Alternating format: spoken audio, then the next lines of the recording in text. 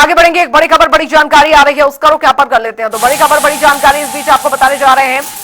राहुल गांधी की पहले चरण की बैठक जारी है। इस वक्त की बड़ी खबर, पहले चरण की बैठक 17 वरिष्ठ नेताओं संग कांग्रेस कार्यालय में बैठक चल रही है। वरिष्ठ नेताओं के साथ संगठन पर मंथन चल रहा है। कुमारी शैलजा, दीपेंद्र हुड्डा बैठक में मौजूद। भूपेंद्र हुड्डा, दीपेंद्र हुड्डा, सुरजेवाला भी बैठक में मौजूद है। राहुल गांधी के साथ ये महत्वपूर्ण बैठक उदयमान कैप्टन अजय यादव भी मौजूद है। बता दें, चिरंजीव राव, प्रदीप नरवाल भी शामिल है इस बैठक में। विनीत पुनिया और सुनील पवार भी शामिल है। ये बड़ी खबर, राहुल गांधी के पहले चरण की बैठक जो है फिलहाल अभी चल रही है। देखिए, पहला चरण काफी महत्वपूर्ण रहने वाला है। कई जो हरियाणा कांग्रेस के जो ये तस्वीरें हम आपको दिखा रहे हैं, पहले चरण की बैठक में तमाम जो नेता हैं वो इस बैठक में शामिल हैं और पहले चरण की जो बैठक है वो फिलहाल चल रही है। तो बता दें आपको, ये तस्वीर पहले चरण की वरिष्ठ जो नेता है उनकी बैठक यहां पर अभी जारी है। जानकारी आपको दे दें, ये सिलसिलेवार तरीके से बैठकों का जो दौर है वो यहां पर चलेगा और संगठन निर्माण की ओर कांग्रेस का यह महत्वपूर्ण कदम जो है वो माना जा रहा है। राहुल गांधी का सीधे तौर पर यहां पर इंटरेक्शन जो है वो काफी मायने रखता है। 11 साल का जो अभी तक सूखा था, यहां पर संगठन निर्माण नहीं हो पा रहा था, वो उस दिशा में अब इसको काफी ज्यादा एक स्ट्रांग इनिशिएटिव लेकर इसे आगे बढ़ाया जा रहा है। यानी अब पूरी तरीके से एक्सक्लूसिव तस्वीर आपको दिखा रहे हैं। यहां पर आप देख सकते हैं, ये पहले चरण की जो राहुल गांधी तमाम सीनियर कांग्रेस नेताओं के साथ ये बैठक ले रहे हैं, हरियाणा कांग्रेस के नेताओं के साथ। और ये स्पष्ट संदेश यहां पर है कि यहां पर पूरी तरीके से चर्चा यहां पर की जाएगी। देखिए, ऑब्जर्वर जो है वो यहां पर भेजे गए हैं और प्रदेश कांग्रेस के भी ऑब्जर्वर बनाए गए हैं जो कि लगातार पूरे फीडबैक्स जो है वो लेंगे और फिर पार्टी आलाकमान को नाम भेजे जाएंगे ताकि संगठन निर्माण में जिन को शामिल किया जाएगा वो पहले से ही क्लियर कर दिया गया है कि पार्टी का सक्रिय और ऐसा नेता जो पार्टी के लिए वर्क करता आया हो उसे यहां पर तवज्जो दी जाएगी। तो यानी पूरी तरीके से साफ है कि कोई भी गुटबाजी जो है वो इस बार नहीं चलने वाली है। किसी भी तरीके का कोई भी विरोध प्रदर्शन जो है वो इस बार मंजूर नहीं किया जाएगा।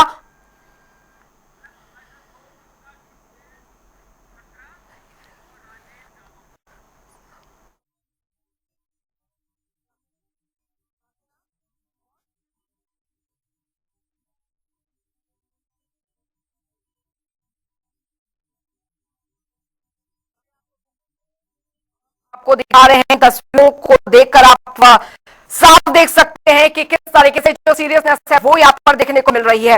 वरिष्ठ पत्रकार हमारे साथ शंभू बत्रा जी जुड़ गए हैं, बहुत बहुत स्वागत है। और राजेंद्र जादौन जी हमारे साथ जुड़ गए हैं इस पर चर्चा करने के लिए। आपका भी सर बहुत बहुत स्वागत है इस चर्चा में। और ये बहुत महत्वपूर्ण दिन है हरियाणा कांग्रेस के लिए। आज की जो 11 सालों में नहीं हो पाया उसे आज अमली जामा पहनाने की जो पहली कड़ी है उसकी ओर हरियाणा कांग्रेस बढ़ रही है। और नेतृत्व किसका? राहुल गांधी का। शंभू बत्रा जी, सबसे पहले आपसे मेरा सवाल है, देर तो हुई है, हरियाणा कांग्रेस पार्टी आलाकमान मान रहा है देर तो हुई है, लेकिन अब जो शुरुआत हुई है वो सिरे चढ़ पाएगी? देखिए, जो कांग्रेस का जो अभी 11 साल को अगर आप देखेंगे, जैसे अभी आपने जिक्र किया है कि संगठन को लेके हमेशा एक समस्या रही है कि पूरे प्रदेश में जिला स्तर पे जो सांगठनिक ढांचा होना चाहिए वो नहीं कभी खड़ा किया गया। चाहे अध्यक्ष जो भी रहे जिस टाइम में, उन्होंने किसी न किसी कारण से प्रदेश के संगठन के स्ट्रक्चर को मजबूत नहीं किया और ये कमी लगातार कांग्रेस को खलती रही। जब जब चुनाव हुई तो उसमें संगठन की कमी हम हमेशा खलती रही है। तो इस कारण से इस बैठक से काफी उम्मीदें हैं। कांग्रेस की जो अपनी कमियां हैं फिलहाल प्रदेश में अगर आप देखेंगे तो प्रदेश के अंदर जो एक तो गुटबाजी का पार्टी के अंदर है, जो वरिष्ठ नेता वो है कई खेमों में बटे हुए हैं। और पीछे के 2 इलेक्शन 3 इलेक्शन में जो हार को अगर आप देखेंगे तो उस हार में ये चीजें सामने आई थी कि पार्टी के अंदर जो गुटबाजी की स्थिति है तो वो बहुत काफी डीप है। और यहाँ पे कांग्रेस का मतलब भूपेंद्र सिंह हुड्डा या हुड्डा का मतलब कांग्रेस, ये वाली सिचुएशन बनी हुई है जिसके कारण से दूसरे जो नेता हैं, वरिष्ठ नेता, वो खुद को असहज महसूस करते हैं। कई लोग पार्टी छोड़ के जा चुके हैं। तो ये तो हुई पार्टी की कमी। ऊपर से पार्टी पे एक छवि बन गई है। अभी कुछ 2-3 इलेक्शन से अगर आप देखेंगे तो पार्टी पे एक छवि बनी है कि ये केवल जाट समुदाय की पार्टी बनकर रह गई है, सर्व समुदाय की पार्टी नहीं रही है, जो कि पहले एक कांग्रेस सर्व समुदाय की पार्टी मानी जाती थी। तो ये कमी भी पार्टी के अंदर है। तो इस बैठक से इसलिए उम्मीदें हैं कि पार्टी अगर यहां से हरियाणा में कांग्रेस के लिए एक स्पेस है, बढ़िया स्पेस है, लेकिन यहां से अगर कांग्रेस सर्व समाज को लेकर के आगे बढ़ती है, ऐसे नेता को चुन के लाती है जो अब कम से कम फूके हुए कारतूस नहीं है, जो वरिष्ठ नेता है उनसे कुछ होने वाला नहीं है। भूपेंद्र सिंह हुड्डा होंगे, चाहे जो भी जिनका भी आप प्रदेश में समझते हैं, चाहे कुमारी शैलजा है, चाहे रणदीप सुरजेवाला है, इन लोगों से अब कांग्रेस की कमान आगे नहीं बढ़ सकती है। आपको सेकंड जनरेशन, जो न्यू जनरेशन के नेता है, उसको लेके अगर आप आते हैं, उनको बढ़ाते हैं, और खास करके जो जाट का जो ठप्पा लगा हुआ है उससे हटके नॉन जाट समुदाय से अगर आप पार्टी के को आगे ले जाते हैं, उसके नेतृत्व में पार्टी को आगे ले जाते हैं, तो फिर कांग्रेस के लिए एक स्पेस बनेगा और बीजेपी को वो टक्कर दे पाएगी। ये बहुत जरूरी चीज है शंभू जी। लेकिन शंभू जी, आपको ये नहीं लगता कि अभी इतने ज्यादा हरियाणा कांग्रेस में नेतृत्व बन गए हैं कि हर कोई अपनी अपनी अलग अलग दिशाओं में भाग रहा है, और इसका खामियाजा ये हो रहा है कि अभी चलिए देखिए, संगठन निर्माण की अभी परिपाटी तो चल रही है, लेकिन सवाल यहाँ पर यह है कि चुनाव खत्म हो गए, नेता प्रतिपक्ष का आता पता नहीं है। बिल्कुल आपकी बात सही है। यही चीज तो मैं इंडिकेशन कर रहा हूं कि कांग्रेस के अंदर में इतनी गुटबाजी है, और बड़ी बात है कि जो कांग्रेस को भूपेंद्र सिंह हुड्डा के छत्र छाया से जब तक पार्टी को मुक्त नहीं किया जाएगा, जिसके कारण से ये तमाम सारी गड़बड़ियां होती है कि आप देखिए कि नेता प्रतिपक्ष नहीं अभी तक बना पाए, उदयभान अध्यक्ष थे, ये बात थी कि नए अध्यक्ष का चुनाव होगा, पार्टी में जो हार हुई उसका कोई मंथन के लिए कौन जिम्मेदार है, ये सब चीजों पे बात नहीं हुई कि सिर्फ एक औपचारिक बैठक हो गई या कि हाँ हो गया और बीजेपी को ब्लेम ठहराया गया। लेकिन और इलेक्शन में जब देखिएगा कि पीछे रिजल्ट के दिन ही सुरजेवाला ने कहा कि भाई ईवीएम की गड़बड़ियां थी, और तो यानी कि जो असली कारण है उस कारण पे ना जाके कि आपके साथ समाज क्यों छूट रहा है, क्यों आपके वोटर आपसे नहीं जुड़ पा रहा है, और तमाम परिस्थिति होने के बाद भी आपकी सरकार नहीं बन पा रही है। तो बड़ी बात यह है कि पार्टी के संगठन में पार्टी को एक व्यक्ति के नेतृत्व से हटा करके पार्टी को एक सर्व समाज के नेतृत्व की तरफ ले जाना पड़ेगा, और जब तक ये हुड्डा मुक्त कांग्रेस होती है तब तक मुझे लगता नहीं कि हरियाणा में कोई चांसेज है। ठीक है शंभू जी, आऊंगे आपके पास। राजेंद्र जी भी हमारे साथ इस बीच जुड़ गए हैं। राजेंद्र जी, अब समस्या यहाँ पर यह है कि 2024 में जब लोकसभा चुनाव हुए थे और उसकी जो परिस्थितियां निकलकर सामने आई थी, कांग्रेस बहुत खुश थी कि देखिए अब हमारे यहाँ पर हमारे हिसाब से जो है वो स्थिति बन रही है, और बहुत ज्यादा एक्साइटेड थी विधानसभा चुनावों को लेकर कि जब हमने लोकसभा चुनाव में जिस तरीके का प्रदर्शन किया है, विधानसभा चुनाव में भी उसका अच्छा असर पड़ेगा।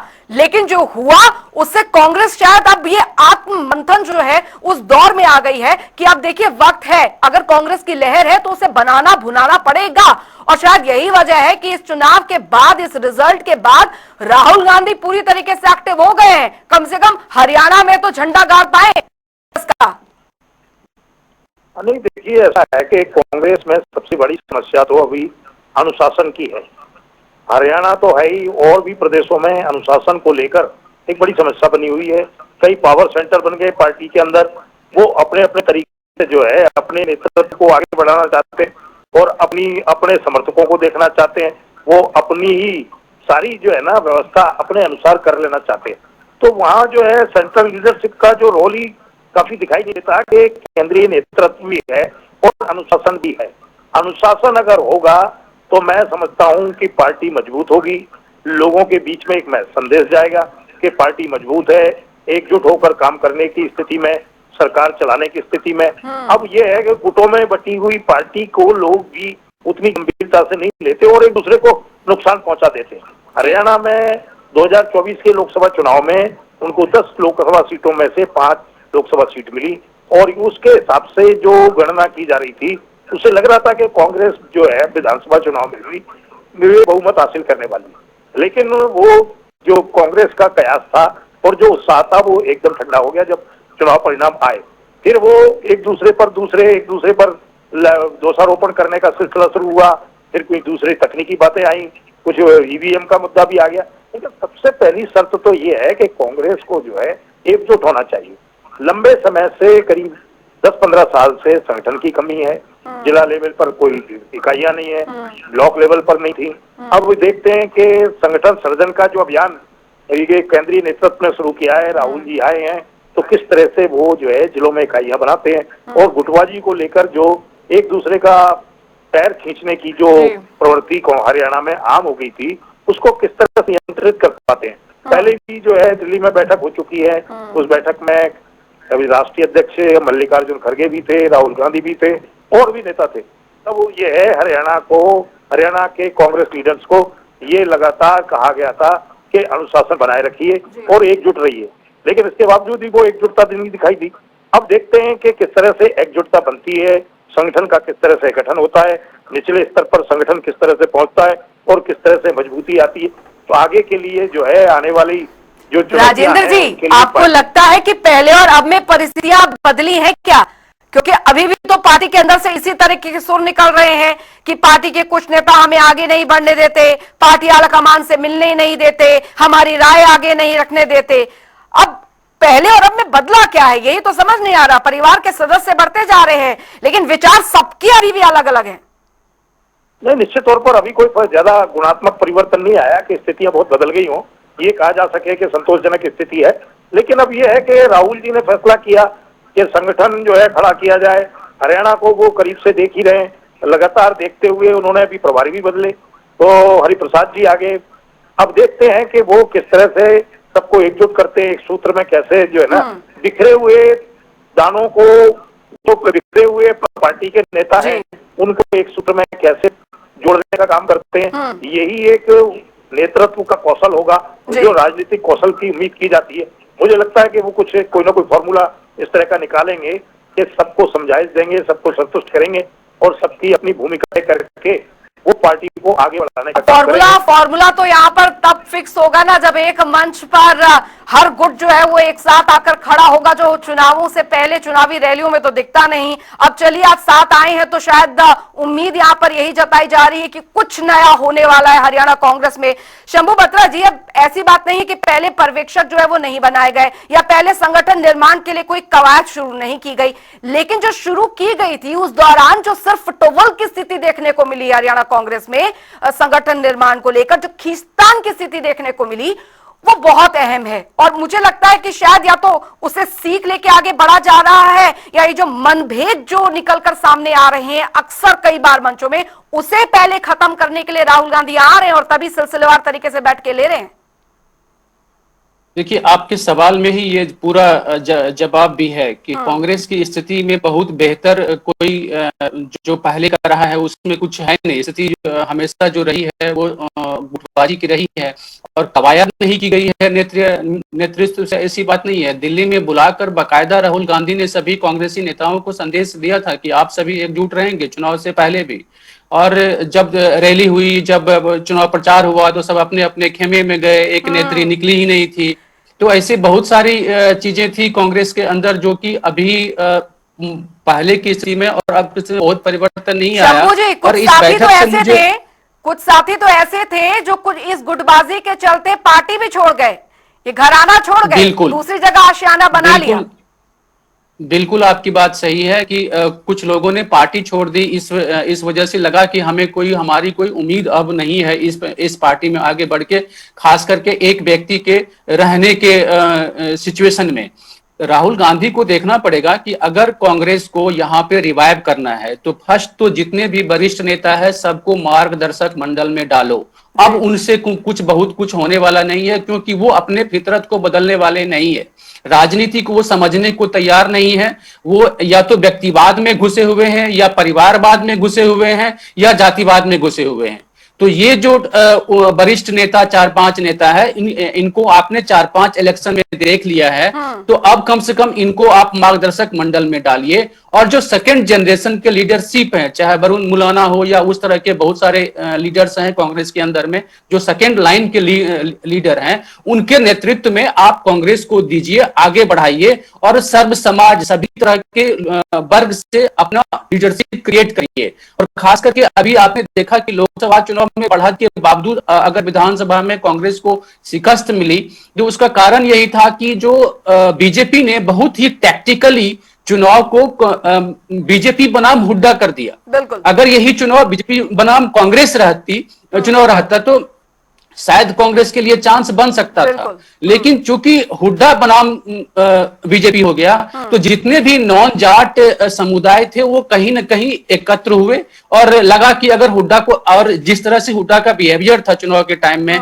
जिस तरह से अपने आप को एज ए सीएम की तरह पेश कर रहे थे, जिस तरह के उनके समर्थक बयान दे रहे थे, ये सारे मैसेज आ रहे थे कि जनता को लगा कि अगर मान लीजिए कि यही व्यक्ति को सीएम बनना है और ऐसा ही राज आना है, तो उससे अच्छा बीजेपी ही ठीक है।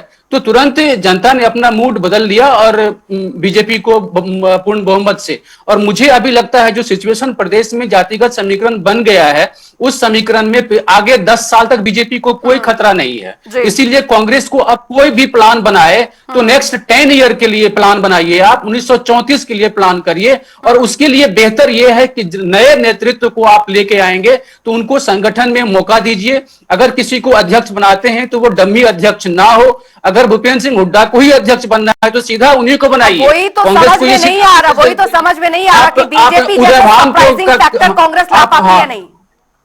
आप उदय भान का खेल मत करिए, आप किसी और तंवर का खेल मत करिए, आप किसी और का खेल मत करिए, आप जिनको बनाना है अच्छे से उसको अध्यक्ष बनाइए, पूरे पार्टी में काम करने का मौका दीजिए। और बाकी जो नेता इधर उधर कर रहे हैं, जो भाई साहब कह रहे थे राजेंद्र जी के अनुशासन की, तो अनुशासन के लिए आप एक्शन लीजिए। जब तक ये सब चीज नहीं करेंगे तो पार्टी सांगठनिक तौर पे खड़ा नहीं हो पाएगी, और नहीं खड़ा होगी। आप देख लीजिए हरियाणा में बीजेपी के बरक्स एक पार्टी के लिए बढ़िया फ्यूचर है, किसी भी विपक्ष के लिए अगले 10 साल जो काम करेगा उसमें कांग्रेस को लीड जरूर है। कांग्रेस काम करेगी।